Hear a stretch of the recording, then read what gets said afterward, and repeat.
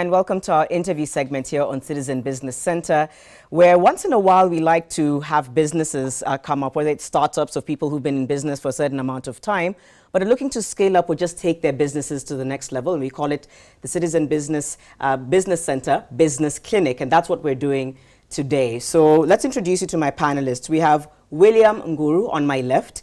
He's the co-founder of Inclusion Media, a Nairobi-based digital agency that builds software solutions for businesses. He's going to be our case study in a sense today. And then on my right, we have Chegen Njoroge. He's the CEO of Build a Freak Consulting Group and also here as a business mentor. Thank you both so much for being here. Yeah, so essentially, I'll hand this over to you for you to maybe ask your questions to Chegen, kind of get a feel of where it is that you want to take your business. So you can begin.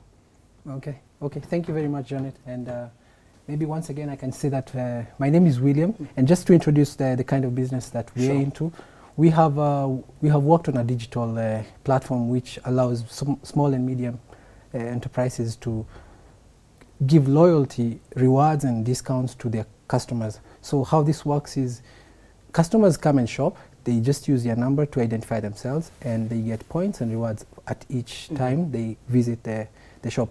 So the idea is to do away with the cards and the whole idea of whole setup of a loyalty program, which is often quite expensive and of course out of reach to the small businesses, the likes of a salon that is on my avenue and such kind of businesses.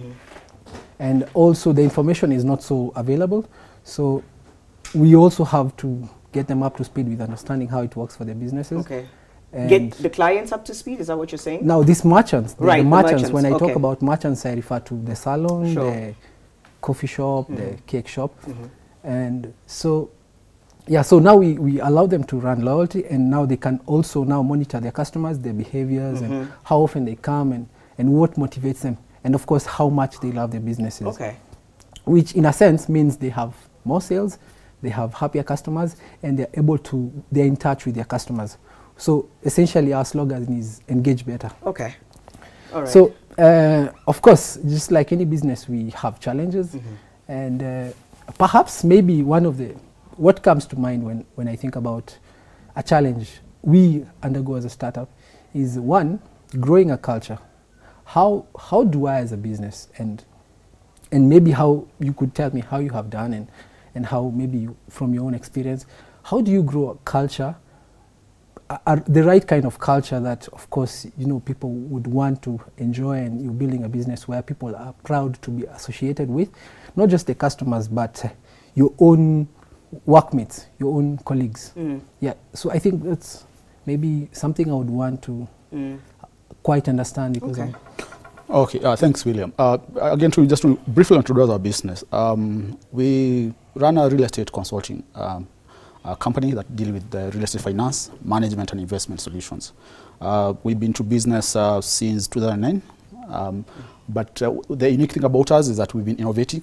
Innovating every time, because we believe that business should focus on a customer. Yeah, sure. You should not really be stuck up that this is your technical aspect. So you're stuck up. You're an engineer. You're stuck up for 50 years or 30 years. So business should focus to the market, and what the market requires is basically how you're supposed to package your business. Yeah. Okay. But probably just to come to your point about how you build a culture revolves around especially the people. In your company, and again the influencers of the company or the business, who also include the customers, also lenders and creditors, but most importantly the people you work with. But what we have tried to do in our company, we believe that in any business there are three very important attributes for taking that business to the next level. And number one is a product solution that add value to customers. Number one is thinking about ways of how you deliver that product, basically the delivery systems. You are from IT, you understand the whole system and all that. And the last thing is people. So the people are basically the future for a company. And a lot of business leaders tend to not focus on developing people. But what is most important about developing people is that you cannot empower people when you don't have structures. So what is very important for any business, for you to empower people, it's like Kenya. I mean, we are trying to go to the next level. We had a constitution in 2010, which is like a structure or a strategy for taking this country to the next. And in any business, it's the same thing. You need to have structures and systems, because you cannot empower people without structures. So even the very developed countries have very strong structures that basically empower people. So starting with a product, and the next stage having structures of how to deliver that. And then now basically empowering your people around those structures. When you say people, are you talking about his workmates? Are you talking about his clients? So are you in a sense saying it's important to ensure that the synergy within the organization is completely intact before that then spills over to the public? When you say empower people, what people are you referring to in his case? What I'm talking about are the people in the organization. Okay. Because one thing about the people who work in the organization, who I'm talking about the employees and staff. Number one, for them to be motivated, someone to really feel that I really want to go and work in this organization. Number one, there have to be an empowering vision into the organization, which is part of the very first strategies in anyone trying to go into the business. And obviously the mission, which, so that vision and everything else that come after that, the vision to the mission to the strategy of the organization need to be, the business owner need to create these kind of structures and now empower people around this. And the other thing that the business owner is supposed to do is also be very passionate about whatever structures he's trying to create. The other thing is, what you find in organizations that don't have structures is that there's a lot of confusion. People come and you cannot really tell what does William really do.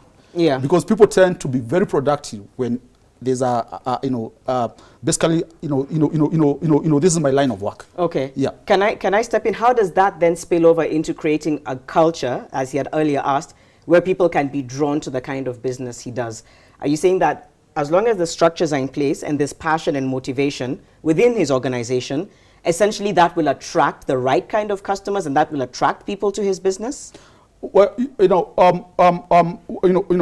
happened with people, the kind of culture that you create in your organization is basically what spill over even to the other influencers of the organization.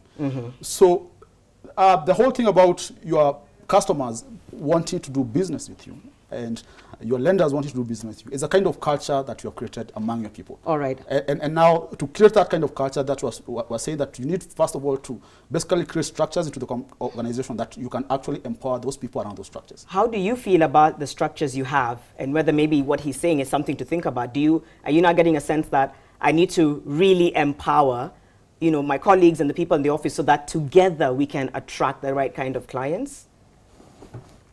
I think what I get from what Chege says is that me and possibly the top guys who really have the vision behind the startup are the people who should own the culture. Yeah. In a way, I think you talk about structure as I think that's a part I didn't quite understand. How you use structure to build a culture also, because. Well, also to say that, in a startup, you have little or no structures, really. And by structure, I mean, you don't really have departments. You don't really have all the kind of things that you would have in, the kind of appraisals and KPIs, and every so often you have, all we care about is, are we making something that customers love? Is it growing, and are we getting repeat buyers? So that's on one side of it. Now on the other side of it is for you to get guys, you kind of need guys who can think out of the box, guys who have initiative. And so the question is, how do you, maybe without really structures, because we'd need to spend a lot of time and a lot of effort, which is also limited for startups, to create structures. And by structures, I mean, like for instance, let me just give you an example for us. We have the two of us. Myself, I'm from a tech background. Yeah. I worked in a fintech company, and then I worked in a lab, in an innovation lab, basically before that. Now my co-founder is an actuary. He worked in a bank as a customer relationship, and so yeah, now the two of us meet and we have something we can produce. Also on our team, we have a set of developers. So we're doing support, we're doing development, we're doing watching the numbers and sales also. And you see, it's not limited to any of us. Any of us can do a sale, any of us can do basically support, any of us can pick a call and talk to a customer and try and convince them or try and explain to them or train or even whatever it could be. So structures really would be ideal, but it's not really something that you're looking at now. Yeah, it's not something that we will really achieve immediately. And also, gentlemen, let's keep it brief. We're literally almost out of time, and we're only just getting started. Exactly, we literally have a few minutes. But Chege, please respond. Probably to make it to basically basically make it short in terms of answering you. But structure, what I'm trying to say is number one, and probably to come, what you're saying is that you are really a startup and you're trying to find your way. And to me, that's where a lot of business people mistake, the very big mistake business people do, because the ideal situation is basically looking at where you want to go in your business, looking at the end game, the end vision of the company, and from there trying to fill gaps. I mean, it's like this is where you want to be and trying to fill gap. And that's basically what you sell to your people. You don't sell to your people that come here and what you need to do is do coding there. The other person, what you need to do is, clean up, the office. The other person, what you need to do. You basically don't sell roles in a business when you're trying to sell culture. What you sell is the vision of the company. And people come to work. And, I mean, the business world is changing very much. And you realize even a lot of employees actually, a good number are getting into this space that money is not really, a motivator. Okay. There's someone usually say once you make 10 million or 5 million, making the next 20 million is usually not a motivator. So what will make people, buy the culture of the company is where are we trying to go? And not the very basic things that, the one that you're saying that in a startup, think about, like, this is what you need to do. Sales is what you do in marketing. Yeah. So selling the bigger vision of the company. Does that make sense? Yeah, sure. Okay.